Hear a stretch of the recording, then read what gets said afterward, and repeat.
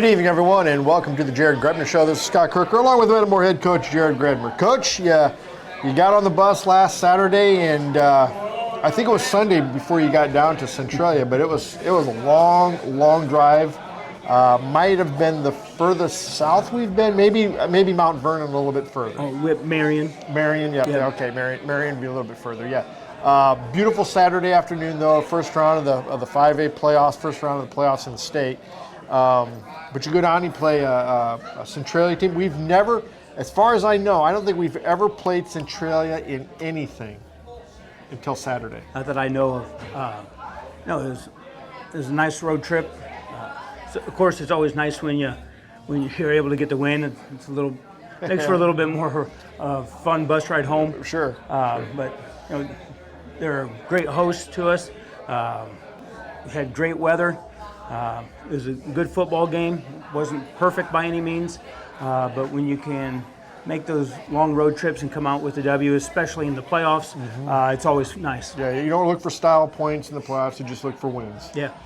So before we get into the football part of it, so how does the day begin when you have a bus ride that is going to be long? You have chartered buses. You took 2 chartered buses, I believe, down there. When does the day begin? We got to the school about 7:15, and we ate together as a team at 7:30. Thank you to all the parents that put together, breakfast casseroles, French toast, fresh fruit, and water, Gatorade, orange juice for the guys to give them some full stomachs. So they had a feast. They did, before we went on down, and then thank you to the Metamore Power Football Club for, with the charter buses. It's always nice to ride in style. Makes it a little bit more comfortable than sometimes being on the big yellows. We kind of had that luxury for our long bus ride. Our players sure do appreciate it. Us coaches sure do appreciate it. It all factors in, and then we get down there. Of course, the parent club again comes through, and they had sandwiches for us, just something to tide us over before the game time. Around 12:30 or so, granola bars, trail mix, and some more liquids and stuff like that, and then you're able to play the game, and then there's a full course meal because afterwards, then we had pizza. When you think about it, it's a long day. The kids get up there at 7:15 at the high school. We got home at about 10:15 is when we arrived back. So it's one of the very few times, as a football team, that we got to have breakfast, lunch, and dinner with one another. I enjoy being around all the coaches and all the guys. I don't know if they can say that about me all the time. But regardless, it's always a fun day.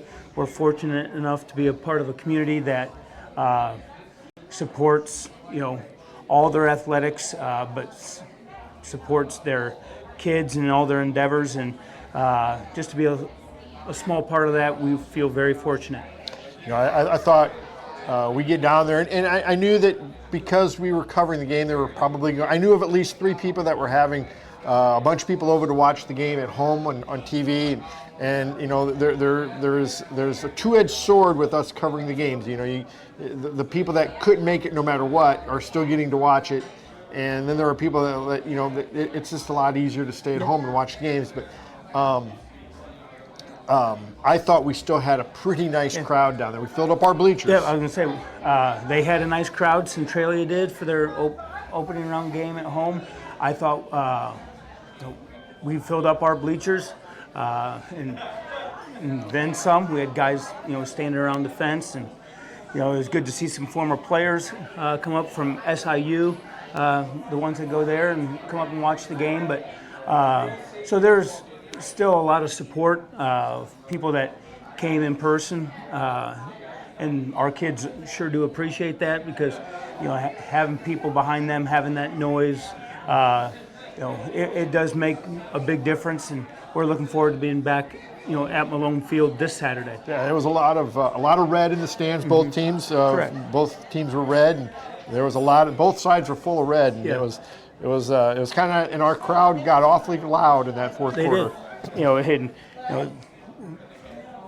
We're very fortunate that we were able to put some drives together, and we made some big plays on both sides of the ball when we had to.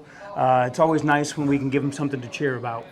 You will start off in that first quarter. You came out, and probably not the quarter you wanted, but it's not the first quarter. It's how you do in the third and fourth quarter, and we'll get to those quarters. But they went up 9-0 on some miscues, and that's fine.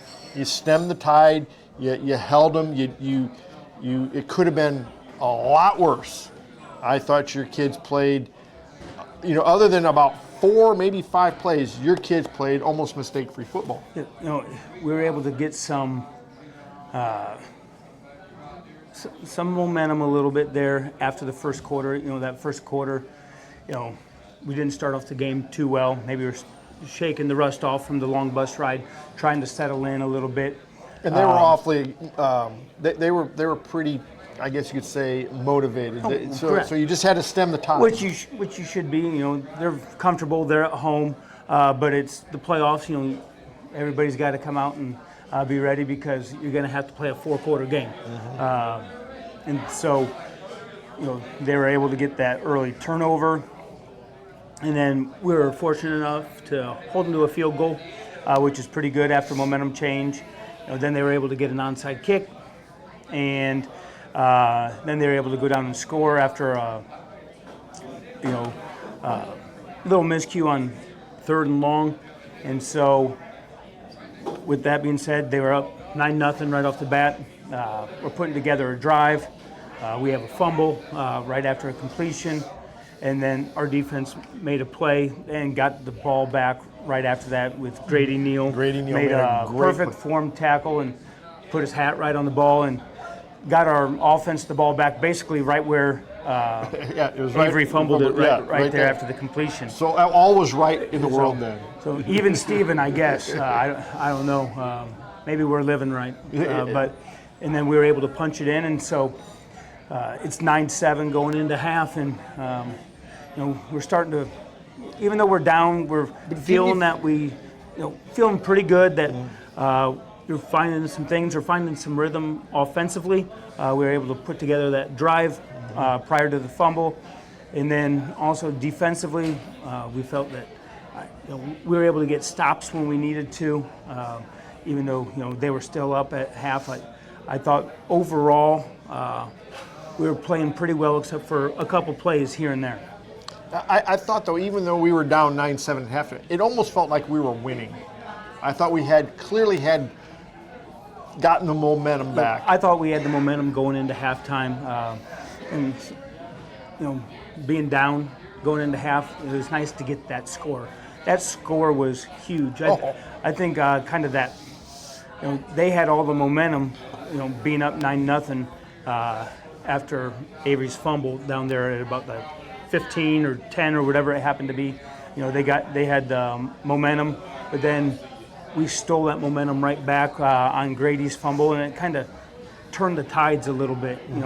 That was one thing that that defense kind of took pride in, is making sure they weren't able to capitalize, and instead they made a big play, and the offense made them pay for their mistake by punching it in the end zone. And that's what we have to do, is continue to capitalize on other teams' mistakes, force some mistakes, and get some momentum. And we were able to do that going into the second half. And we'll talk about your front three when we get back from the break, but I thought your linebackers played great. I thought really your defensive backs played outstanding also. I mean, the passes they completed, particularly in that second half, I mean, they had to be perfect throws and perfect catches, because Jadon had good coverage, Avery had good coverage, Bittner had some good coverage. They were on their guys, and it had to be a perfect throw. That's not always good. It doesn't happen in the pros. And Jadon had some good knockdowns, covering. I mean, he faced a lot of fades against them, and they got one on him by their sideline, and he was right there.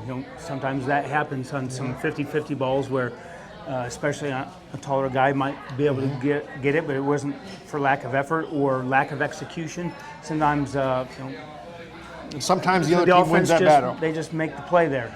But Jadon won his fair share that day. Avery was able to get some knockdowns. Had a big one there. I want to say if I remember correctly, in the fourth quarter, had a big one on our sideline. Stephen Petrie, it was nice to get him back on defense there. He was able to rob and knock some passes down there, and almost got one, knocked it down. He did. It was eyelash away from a pick six. He was. Even the linebackers with their underneath coverage. There's one there. Shea was in good position. It just looked like it went right underneath his armpit. But he was right there, and so we're trying to be very opportunistic, but it takes everybody. But the thing is about some of the coverage in the secondary was made possible by the guys up front. I thought that they did a good job of getting sacks, and if they weren't able to get there, to get pressure on the quarterback. And sometimes when you can make the quarterback release the ball sooner than he wants, or you put him under pressure, or you alter his throw just because your hands are in the air, or whatever it might be. I think those guys up front do a tremendous job of making it a lot easier on the secondary. You scored right before halftime, but I thought the key part of the game was we kicked off to them to start the second half, and they put together their best drive of the game and got down to about our 10-yard line. Your defense stiffened. They played pretty. The thing about that, on that drive, I think they had about 2 or 3 critical third down conversions. Your defense would do a great job, but they just had a good play on third down about 3 times in a row. They got down to the 10, and then they missed a field goal. And then we put together another really nice drive, and that's where we had the fumble at about the 10. And it could have been a point where the momentum could have gone back to Centralia, but that's when Grady Neal stepped up with the big hit. I believe he also recovered the fumble, too. I think, off the top of my head, I don't know for sure, but I wanted to say Kevin Barker did. He might have. He always seems like he's around the ball anyway. Does. He's always around there somewhere. So it's pretty safe to say that if Neal didn't, it was Barker that was there, because he was in on a lot of stuff on Saturday. Yes, he was. And we'll talk about him again, too. But I think that before we gave them a chance to get the momentum back, we took it back. And I believe we didn't score there. We had the time ran out in the third quarter, and we had to go down the other end. Yep. But we scored about the second or third play after the fumble. Correct. Yes. And I believe Petrie got the ball in to give us the lead. I believe that was made it 15 to 9. And I thought then your defense just settled in, and man, I think you said you weren't 100% sure, but it was like 28 carries for 31 yards was their total rushing for the day. And that sounded about right, because it seemed like every time they handed off, there was 2 or 3 guys there just waiting for their ball carrier. Brown, number 21, never was able. He had one play in the first quarter, and that was it. One play in the first quarter down their sideline, and he also had another one down their sideline going the opposite way in the second half on one of their long drives, where we just didn't fit quite right. But we were able to get them in a lot of negative plays. Running the ball. We had some tackles for a loss. We had some big sacks that put them in long yardage territory. And so that's when you can stop their run game, and it makes it a little bit easier to put them behind the chains and pin your ears back a little bit, and because that they got some ground to make up, that they might be putting the ball in the air. And so we were able to do that and get pressure on them, and were able to come out with the win. I thought that before we get too far ahead of ourselves, I thought the 2-point conversion to give us our 15th point, 14th and 15th point, a little razzle-dazzle. You hand it off, I believe, to Evan Kyle. Jadon. went to Jadon. Yep. He handed it off to Avery. He threw the ball to Petrie for the 2-point conversion. We haven't seen that all year. That was awfully nice. And great call by your offensive coordinator, Nick Dolinsky. He always calls it a good game.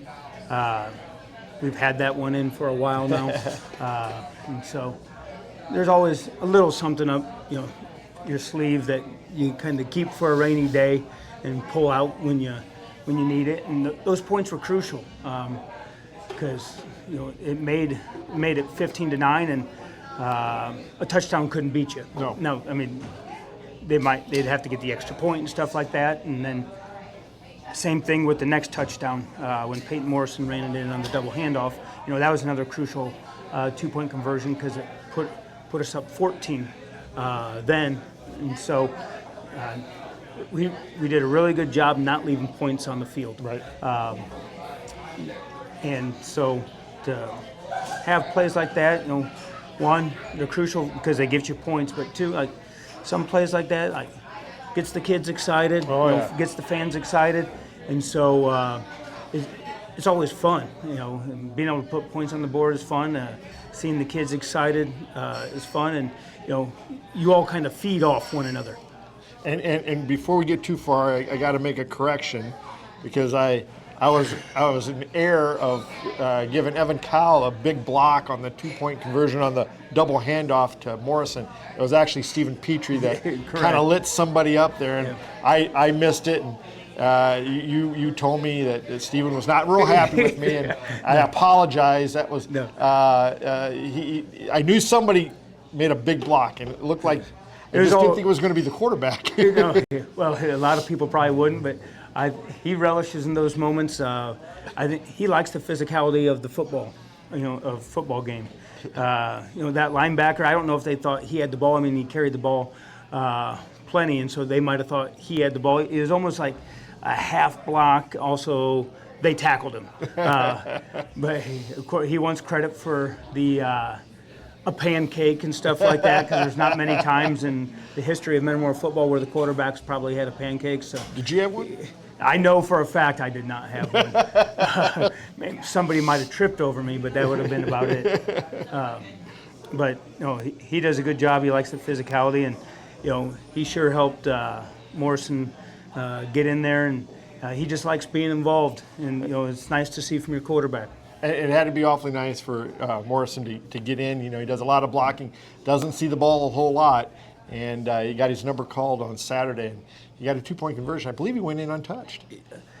The last couple yards, he had to lower his shoulder a little bit, but looked like a natural out there. But it's nice to see Caleb get in. He does a great job blocking for us. We ask him to do a lot of different things. And we expect a lot out of our H-back, and it's nice to see him get in there. He's kind of like a glorified lineman. He does a lot of blocking and is able to, sneak the ball in there and get some crucial points for us. And it was nice to see him do that. He's been kind of your Swiss Army knife a little bit. You need him at linebacker, defensive end. It's been offense. It's been defense, and he does it with a smile on his face. Yep. And it's nice to see a kid kind of get rewarded with a play like that. You just don't have enough of those kind of kids. Correct. Yeah. So I'm glad we were able to get that straightened out. Hopefully Stephen won't be too upset about it. But then that set the score at 23-9. They put together another drive late in the game, and your defense bent, didn't break, and turned the ball over on downs, and then you were able to just run the clock out. Put together another drive. You got the ball back. I think you took over in about the 11-yard. No, was it about the 10? Oh, it was somewhere in between 10 and 15. Yeah. And that's when we just kind of, we rode the offensive line's coattails. Yeah, and boy, they did and a the nice tight job. ends, and we just, and I forget how much time was exactly left. About 5 minutes to go. And they were able to run the clock out. That's awfully nice. And you're deep in your own territory, and you're like, man, just make sure that, one, we can get ourselves some space. You're thinking about, are we going to have to pump from our own end zone? And basically those guys said, don't worry about it, we got it. And they just said, climb on our backs, we'll run the clock out. They use some timeouts to kind of stop the clock in there, but it's always nice to get that when you only need one more first down, and after that first down, that there's not much more you can do, and so able to take a knee and come out of there with a victory and on to round 2. The nice thing was, man, they were selling out, so they had to kind of blitz, they had to shoot some gaps. Your lineman did such a nice job. There was a couple times I thought Evan was going to break it and go the distance. They had angles on him and everything, but you got the ball out past the 50-yard line. You got it into Centralia territory, and when you took a knee, I think you took the knee with about 1:10 to go. And then that's always the greatest play in all of football is the victory knee, victory formation, and that had to be a very satisfying win for you and the coaching staff and the players. Yeah, that's what everybody's been working for. I told the kids that back last November, it's a marathon. If you think back to last November, that was a long time ago, but it's preparing you for moments like this. And now that the playoffs are here, it's a sprint. You can kind of see that light at the end of the tunnel, and we just got to keep going and keep pushing. We can't leave anything in the tank now, but there's a lot of hard work put in from when it ended last year and to now. There's always been bumps in the road. There's been wins along the way. There's been losses along the way. But these kids continue to stay the path. They continue just to put one foot in front of the other, get better every single day. And it's the same thing along with all the coaches. They keep working to put our kids in the best position possible, to come up with game plans that give us the best opportunities to succeed. And we're just going to keep on taking it day by day, get better tomorrow in practice, get better Thursday in practice, and hopefully all of that hard work comes to fruition again on Saturday. I gotta hand it to you guys.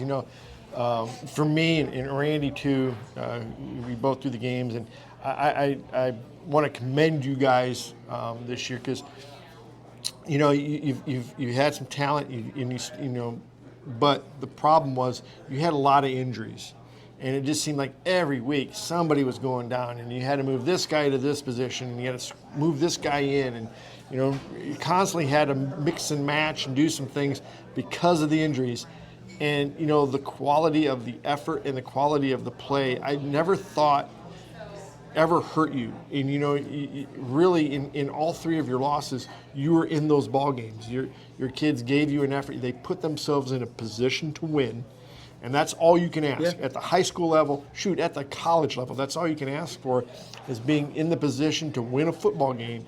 And your kids did. You're a lot healthier, knock on wood. You're a lot healthier today. And that showed Saturday because there's a lot of kids that got their start, got that playing time because of injuries, but they've stayed in the ball game. And now you've got guys rotating in and out, and you've developed some guys. There's some guys that just kind of came out of nowhere, and now they're still making big contributions. And sometimes the injuries can be a blessing in disguise. You always have to try and find this silver lining. It allows you to build more depth. You rely on some guys that in a game that maybe you didn't think were going to be starters, but that's why they all put in the work too, because you never know when your number is going to be called. And couldn't be more proud of the group as a whole, because everybody has faith in one another. They didn't, when somebody went down and we put in somebody else, everybody knew that individual could get their job done within the parameters of the team goal. Right. And now that we get some guys back and they're a little bit healthy, all of a sudden you're like, all right, we can rotate guys in, we can keep them fresh. That's the one good thing about football is, all right, 3rd down and long, all right, you can put in a pass rushing specialist. It's short yardage or whatever, or goal line package. you can put in maybe some heavier guys that can hunker down, or some bigger bodies. They're a passing team. You need an extra DB. Same thing offensively. Whether it's more wide receivers in the game, whether it's 2 backs, whether it's multiple tight ends, whatever it is, like whether it's special teams.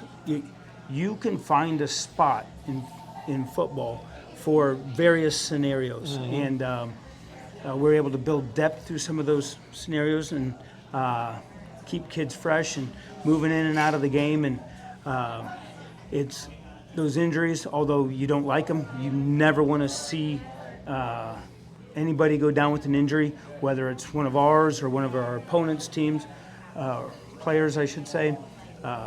You got to make the best of it, and our kids have responded well all year.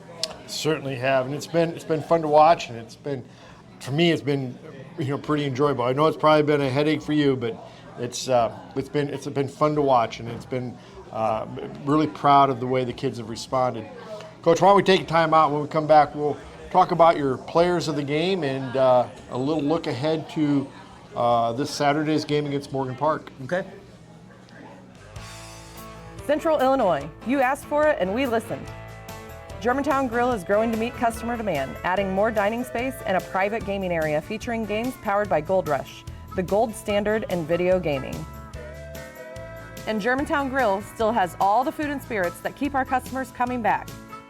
Stop by to check out our daily specials. The game's on at Germantown Grill, where Central Illinois loves to eat. Open 7 days a week, just off Route 116. Welcome back to the Jared Grebner Show. Again, I want to thank Sarah and Jake Atkins for their use of the Germantown Grill. They let us use it every week, and it's always nice to come down here and do your show. Always a great place to be. Great service here, great food. And, it's always a great place to come. Always nice to see Tyson Swanson. Oh, you know it.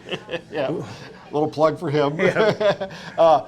Coach, we talked a little bit about this, and we kind of settled on the players of the game. We're going to go with a group of guys.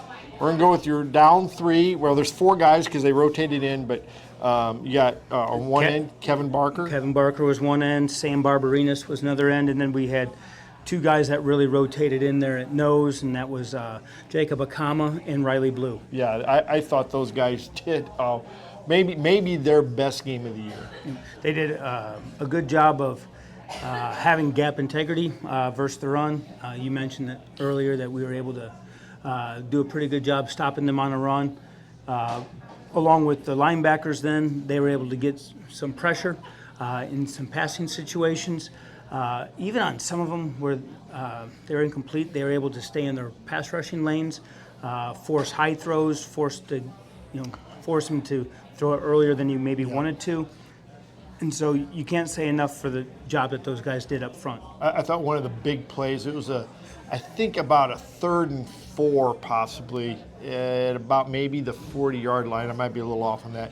And their quarterback rolled out to his right, and Sam Barbarinas came around the end and chased him down and got a sack for about a 10-yard loss. On that one, he came from the inside, and if I remember, if we're both talking about the same play, Kevin Barker kept his contain on the actual play side, and he came from the backside, and so that's kind of like, all right, Sam, you got credit for the sack, but that's not possible without your partner in crime over there on the other end making him pull up, because otherwise then he's out and around and you don't get that sack. And so Sam gets the stat book, sack and stuff like that, but the play happened because of what Mr. Kevin Reliable. did. Yep. And so, but that's how the game of football is. There's sometimes we ask guys to string things out, or to keep their outside arm free in order to